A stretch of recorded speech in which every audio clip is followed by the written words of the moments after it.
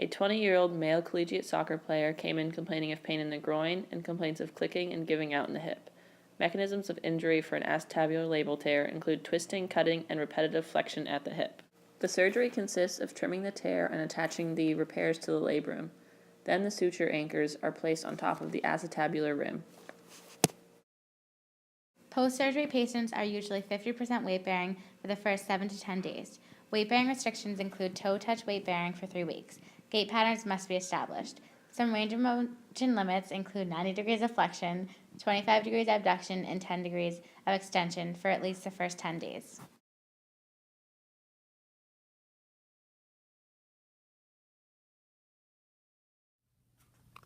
An early range of motion exercise is ankle pumps, like pressing on the gas, working on plantar flexion and dorsiflexion.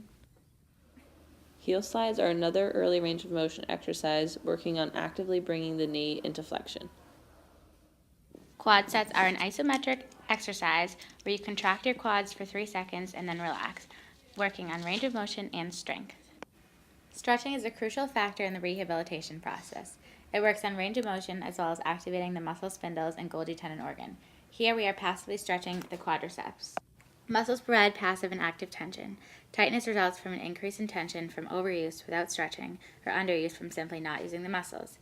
The patient will put his foot on his opposite knee and pull his bottom leg up, stretching the piriformis, which works on external rotation and abduction.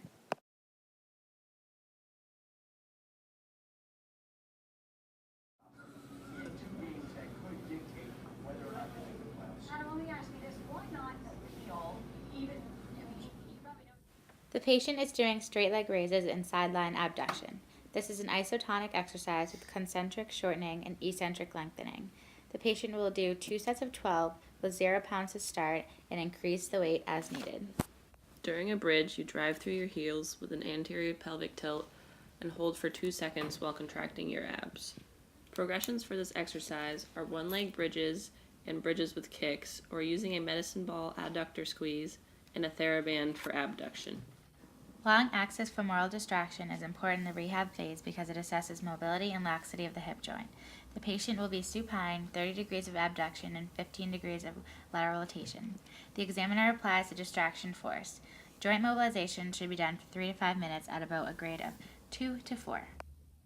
The patient has progressed from wall squats to mini squats and is doing 2 sets of 12, not going past 40 degrees of hip flexion. Knees are to be over the ankle, and you want to drive your pelvis forward on the way up.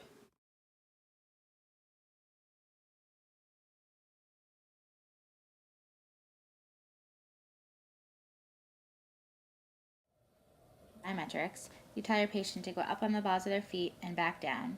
Calf raises can be progressed to double leg jumps and then single leg hops.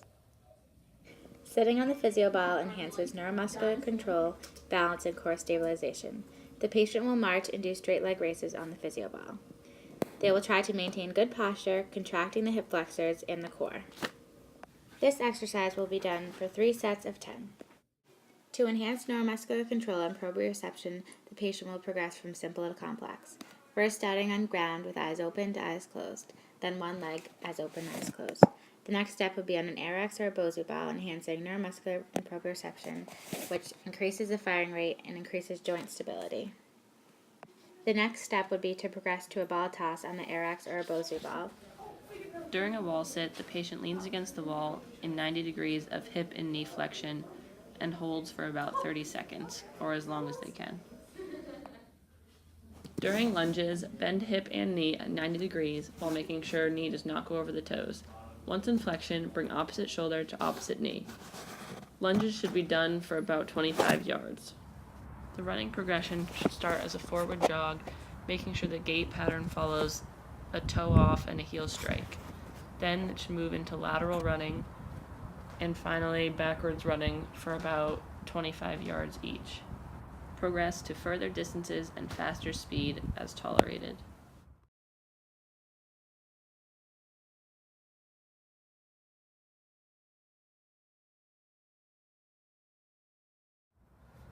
Karaoke is a plyometric exercise working on mainly the adductors. During cutting, you put all your weight on the planted foot and push off, working on deceleration and acceleration. Functional progression tests are used to bring the patient back into full play and into their sport. The goal is to bring them to fatigue. There are multiple stages in the functional progression test. Testing in stage 1, you want to measure for single leg hop for distance. You want a dynamic warm-up and walk on the heels for 50 yards and walk on the toes for 50 yards. You want to then side shuffle for about 50 yards, step ups, and backwards runs. For stage 2, you want to count single leg lateral line jumps.